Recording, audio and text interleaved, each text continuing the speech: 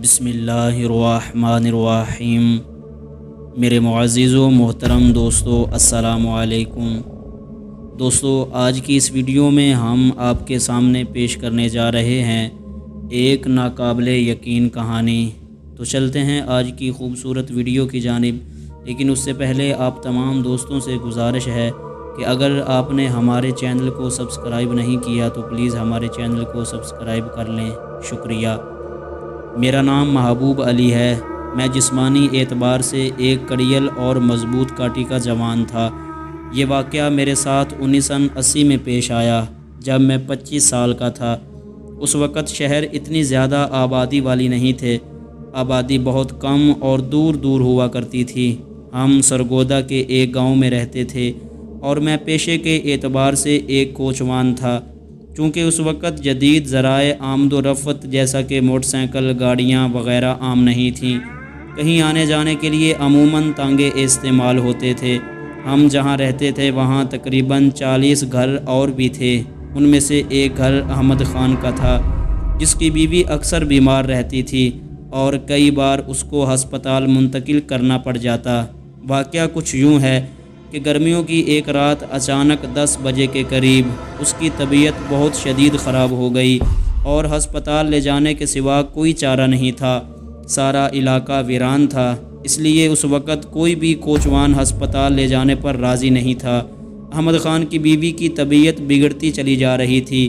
میں فطرتاً ایک بہادر نوجوان تھا۔ مجھے جیسے ہی اطلاع ملی تو میں فوراً تانگا لے کر ان کے گھر پہنچا اور مریض کو ہسپتال کی طرف لے کر چل پڑا۔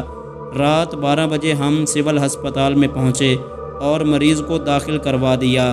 میں نے صبح گاؤں سے دوسری سواریوں کو بھی لانا تھا، کیونکہ یہی میرا ذریعہ معاش تھا۔ اس لیے مریض کو ہسپتال داخل کرواتے ہی میں گاؤں کی طرف روانہ ہوا۔ اس وقت تقریباً رات 1 بجے کا وقت ہوگا جب میں اپنے گاؤں کی طرف جا رہا تھا۔ کچی سڑک پر میں مڑا۔ گاؤں میں لوگ سر شام ہی سو جاتے تھے اور آدھی رات کے وقت اتنا سناٹا عام سی بات تھی، مگر آج ماحول میں کچھ عجیب پر اسراریت سی تھی۔ یوں لگ رہا تھا جیسے کچھ انوکھا ہونے والا ہے۔ چاند کی 4 یا 5 تاریخ تھی، اس لیے روشنی اتنی زیادہ نہیں تھی۔ میرے پاس ایک لالٹین تھی جو کہ تانگے کے ساتھ بندھی ہوئی تھی۔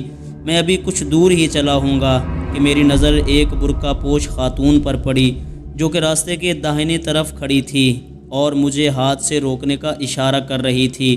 میں رات کے اس وقت ایک اکیلی عورت کو یوں بیچ راستے میں دیکھ کر بہت حیران ہوا۔ میں تانگا تیزی سے بھگائے چلا جا رہا تھا۔ میں نے سوچا کہ تانگا نہیں روکوں۔ پہلے تو میں نے یہی سوچا، مگر پھر یہ سوچ کر کہ کوئی سچ مچ مصیبت کی ماری نہ ہو، میں نے تانگا روک لیا۔ وہ عورت تیزی سے میری طرف آئی اور میری منتیں کرنے لگی کہ میں اسے ساتھ والے گاؤں چھوڑ دوں، کیونکہ اس کی بہن بہت بیمار ہے اور بہن کی بیماری کا سن کر وہ اپنے گاؤں سے پیدل آ رہی ہے اور اب مزید چلا نہیں جا رہا۔ میں نے مصیبت کی ماری سمجھ کر تانگے کے پیچھے بیٹھنے کی اجازت دے دی، کیونکہ میں فطرتاً ایک نرم دل انسان ہوں، ہر کسی کی مدد کے لیے فوراً تیار رہتا ہوں۔ ابھی ہم تھوڑی دور گئے ہوں گے کہ اچانک مجھے محسوس ہوا کہ تانگے کے پیچھے والی سائیڈ بہت بھاری ہوتی جا رہی ہے اور اس وجہ سے گھوڑے کے پاؤں اکھڑنے لگے۔ میں نے ایک دم تانگا روک دیا اور اتر کر عورت کی طرف آیا اور اس سے پوچھا کہ پیچھے تو صرف وہ بیٹھی ہے، پھر تانگے کا وزن پیچھے سے اتنا زیادہ کیوں ہو گیا ہے؟ عورت لاپرواہی سے کہنے لگی کہ تم اس بات کو چھوڑو، بس تانگا آگے بڑھاتے جاؤ۔ میں پریشانی کا شکار جیسے ہی مڑنے لگا تو میری نظر اس عورت کے پاؤں پر پڑی۔ یہ دیکھ کر میرا خوف سے برا حال ہو گیا کہ اس کے پاؤں الٹے ہیں۔ مجھے یقین ہو گیا کہ آج میری خیر نہیں۔ مجھے دیکھ کر وہ عورت سمجھ گئی کہ مجھے پتہ چل چکا ہے۔ اس نے غصے میں کہا کہ آگے دیکھ کر تانگا چلا اور پیچھے مڑ کر مت دیکھنا، ورنہ تیرا کلیجہ نکال کر کھا جاؤں گی۔ اس کی آواز ایسی تھی جیسے کئی بلیاں آپس میں لڑ رہی ہوں۔ خیر، میں نے آیت الکرسی پڑھتے ہوئے تانگا اندھا دھند دوڑا دیا اور پیچھے مڑ کر نہیں دیکھا اور تانگا گھر کے سامنے ہی جا کر روکا اور بنا ادھر دیکھے دوڑنے کے سے انداز میں گھر داخل ہو گیا۔ اس رات مجھے کپ کپی کے ساتھ بخار ہو گیا۔ گرمیوں کا موسم ہونے کے باوجود ٹھنڈ لگنے لگی۔ بخار کی وجہ سے اس دن میں گھر سے باہر نہیں نکل سکا۔ میرے گھر میں کل 7 لوگ تھے، میری ماں، باپ، دادی اور 3 میری بہنیں۔ گرمیوں کی وجہ سے سب لوگ کھلے صحن میں چارپائیاں بچھا کر سوتے تھے۔ رات 2 بجے کا وقت ہوگا کہ میری آنکھ ایک عجیب سے احساس سے کھل گئی۔ مجھے یوں محسوس ہوا جیسے کوئی میرے بالوں میں دھیرے دھیرے انگلیاں چلا رہا ہے۔ جیسے ہی میں نے اپنے سرہانے کی طرف دیکھا، ایک بہت خوبصورت عورت بیٹھی تھی۔ اس کو دیکھ کر جیسے میں نے چیخنے کے لیے منہ کھولا تو اس نے میرے منہ پر ہاتھ رکھ دیا اور میرے کان میں غرا کر کہنے لگی کہ اگر اپنی اور اپنے گھر والوں کی جان چاہتے ہو تو چپ رہو۔ میں نے ڈر کے مارے چپ سادھ لی۔ ایسے ہی دن گزرنے لگے۔ وہ روز رات کو اسی وقت آتی اور میرے بالوں میں انگلیاں پھیرتی۔ میں دن بدن بیمار رہنے لگا اور خوف سے کھانا پینا چھوٹ گیا۔ میری حالت دیکھ کر گھر والے بہت پریشان تھے کہ ہمارے اچھے بھلے بیٹے کو پتہ نہیں کس کی نظر لگ گئی اور دل کو کون سا روگ لگا بیٹھا ہے کہ یوں کھلتا چلا جا رہا ہے۔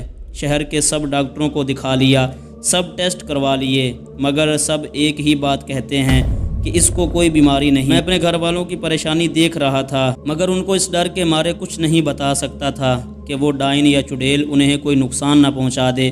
میرے گھر والے جب مایوس ہونے کے قریب میری عیادت کے لیے آئے ہوئے کسی رشتہ دار نے مشورہ دیا کہ کسی عامل وغیرہ کے پاس جا کر دیکھو، یہ ضرور کسی اوپری چیز کا اثر ہے۔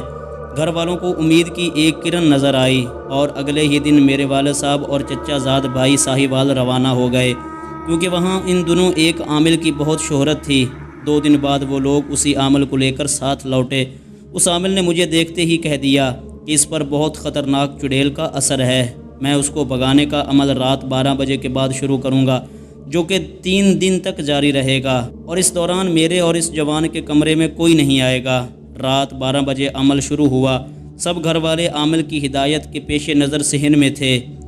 عمل شروع ہونے کے کچھ دیر بعد تو خاموشی رہی، مگر اچانک ہی زوردار چیخوں کا سلسلہ شروع ہو گیا۔ ایسا لگتا تھا کہ ہزاروں چمگادڑیں مل کر چیخ رہی ہوں۔ عامل نے اپنا عمل جاری رکھا اور دیکھتے ہی دیکھتے کمرے کے ایک کونے میں کالا سیاہ دھواں جمع ہونا شروع ہو گیا اور اس دھوئیں نے ایک خوفناک چڑیل کی شکل دھار لی۔ عامل کے عمل کی وجہ سے وہ چڑیل اپنی اصلی شکل میں آئی تھی۔ اس کے لمبے نوکیلے دانت تھے اور ہاتھوں اور پاؤں کے ناخن بھی لمبے اور نوکیلے تھے۔ بالوں نے چہرے کے علاوہ پورے وجود کو ڈھانپ رکھا تھا اور آنکھوں کے ڈھیلے باہر کی طرف لٹکے ہوئے تھے اور ناک سرے سے غائب تھی۔ اس کے آتے ہی کمرے میں ایک عجیب قسم کی بو پھیل گئی، جس کی وجہ سے سانس لینا بھی محال تھا۔ میری خوفناک حالت کی وجہ سے سب پریشان تھے، کیونکہ وہ میرے سامنے شکل بدل کر آئی تھی اور اس سے پہلے جب میرے سامنے آئی تھی تو اس کی شکل بری نہیں تھی۔ اس چڑیل نے آتے ہی غرا کر کہا کہ تو کون ہوتا ہے مجھ سے میرا پیار کو دور کرنے والا؟ عامل کو دیکھتے ہی اس کی آنکھوں سے شعلے نکلنے لگے اور یہ کہتے ہوئے اس کی طرف جھپٹی کہ تیری اتنی جرت کہ تو میرے اور میرے پیار کے درمیان میں آئے۔ اس نے عامل کو اٹھا کر دیواروں پر پٹکنا شروع کر دیا۔ عامل کی چیخوں کی آواز سن کر سارے لوگ جو صحن میں موجود تھے کمرے کی طرف دوڑے۔ اتنوں لوگوں کو آتا دیکھ کر چڑیل نے عامل کو یہ کہتے ہوئے چھوڑ دیا کہ تیری قسمت اچھی ہے جو تو آج بچ گیا، مگر آئندہ یہاں کبھی مت آنا ورنہ زندہ نہیں جانے دوں گی، اور غائب ہو گئی۔ اتنے میں گھر والے کمرے میں پہنچ گئے۔ عامل کی حالت دیکھ کر وہ دنگ رہ گئے۔ عامل بیچارہ بری طرح گھبرایا ہوا تھا۔ گھر والوں کو دیکھ کر کہنے لگا کہ اس چڑیل سے مقابلہ کرنا میرے بس کی بات نہیں، آپ لوگ مجھے جانے دیں۔ میرے گھر والوں نے عامل کی بہت منتیں کیں، مگر وہ سر پر پاؤں رکھ کر وہاں سے بھاگ گیا اور پیچھے مڑ کر نہیں دیکھا۔ میرے گھر والوں کو اب پتہ چل چکا تھا کہ میری یہ حالت کیوں ہے۔ اب وہ ہر پل میرے ساتھ رہنے لگے۔ رات کو میری چارپائی سب کی چارپائیوں کے درمیان بچھائی جاتی۔ 2 راتیں گھر والوں نے باری باری جاگتے اور مجھ پر پڑھ پڑھ کر پھونکتے ہوئے گزاری۔ یہ تیسری رات تھی اور آج جاگنے کی باری میری 2 چھوٹی بہنوں کی تھی۔ بیچاری دن بھر کا کام کاج کر کے تھکی ہوئی تھی، اس لیے جیسے ہی رات کا تیسرا پہر شروع ہوا دونوں کی آنکھ لگ گئی۔ ان کے سوتے ہی وہ چڑیل میرے پاس آ گئی اور اسی طرح میرے بالوں میں انگلیاں پھیرنے لگی۔ خوف کی وجہ سے میں کوئی سوال نہیں کر سکا اور صبح پھر سے میری حالت خراب تھی۔ گھر والوں کو علم ہو گیا کہ وہ پھر سے میرے پاس آئی تھی۔ میری ماں اور بہنوں نے رونا شروع کر دیا اور ان کے شور کی وجہ سے پورے گاؤں والے ہمارے گھر میں جمع ہو گئے۔ ان میں سے کسی نے میرے والد صاحب کو ایک حافظ صاحب کا پتہ بتایا جو سرگودا کے پاس رہتے تھے اور بہت نیک انسان تھے۔ ان کے پاس اکثر مسلمان جنات قرآن پاک کی تعلیم حاصل کرنے آتے رہتے تھے۔ میرے والد اور چچا فوراً ان کے جانب روانہ ہوئے اور اگلی صبح حافظ صاحب کو لے کر گاؤں پہنچ گئے۔ تب تک میری حالت بہت خراب ہو چکی تھی۔ والد صاحب بتاتے ہیں کہ میں غنودگی کی حالت میں تھا اور عجیب و غریب باتیں کر رہا تھا۔ خیر، حافظ صاحب نے آتے ہی گھر کے سب افراد کو تلاوت قرآن پاک کرنے کا کہا۔ سب لوگ قرآن پاک کی تلاوت کرنے لگے۔ تب حافظ صاحب نے میرے ماتھے پر ہاتھ رکھ کر کچھ پڑھنا شروع کیا تو وہ چڑیل چیختی چلاتی حاضر ہوئی۔ حافظ صاحب نے اس سے پوچھا کہ وہ کون ہے اور مجھے کیوں تنگ کر رہی ہے۔ وہ بتانے لگی کہ مجھے اس نوجوان سے پیار ہے، میں اسے بہت سالوں سے آتے جاتے دیکھ رہی ہوں اور میں اس آدم زاد کی محبت میں گرفتار ہوں۔ حافظ صاحب اس کی بات سن کر کہنے لگے کہ تیرا اور اس آدم زاد کا کوئی جوڑ نہیں، اس لیے تو اس کی جان چھوڑ دے۔ تو وہ کہنے لگی کہ آپ مجھے میرے پیار سے جدا کرنے والے کون ہیں؟ عامر صاحب نے اس کی بات سن کر جلالی انداز میں کہا کہ تو جاننا چاہتی ہے کہ میں کون ہوں؟ تو لے۔ حافظ صاحب نے مختلف آیات پڑھ کر اس پر پھونکنا شروع کر دیا۔ اس کی چیخوں کی آواز پورے گھر میں گونجنے لگی۔ وہ ایسے چیخ رہی تھی جیسے اس کا جسم شعلوں میں جل رہا ہو۔ وہ حافظ صاحب پر حملہ کے لیے جھپٹی، مگر اس بار اس کے مقابلے پر عامل نہیں بلکہ حافظ صاحب تھے۔ حافظ صاحب نے اپنے گرد دائرہ کھینچ کر رکھا تھا۔ وہ دائرے کے پار آ کر کھڑی ہو گئی اور شعلوں بار نظروں سے حافظ صاحب کو گھورنے لگی اور بار بار انہیں غصے سے کہتی کہ تم ہمارے درمیان سے ہٹ جاؤ، مگر حافظ صاحب اس کی بات سنی انسنی کیے بغیر اس پر آیات پڑھ پڑھ کر پھونکتے رہے اور بالآخر اس چڑیل کے جسم کو اچانک آگ لگ گئی۔ در و دیوار اس کی چیخوں سے گونج اٹھے، ایسا لگتا تھا جیسے پورے گھر میں بھونچال آ گیا ہو۔ اس کی چیخیں بہت دردناک تھیں اور پھر اس کی آواز میں آہوزاری اور منتیں تھیں۔ وہ حافظ صاحب کی منتیں کر رہی تھی کہ اس کو اس عذاب سے چھٹکارا دلایا جائے، مگر حافظ صاحب نے اس کی کسی بات پر اس دفعہ کان نہیں دھرے اور اپنا کام جاری رکھا اور پھر اچانک وہ وہاں سے غائب ہو گئی۔ حافظ صاحب کافی دیر تک مختلف آیات پڑھ کر میرے جسم پر پھونکتے رہے۔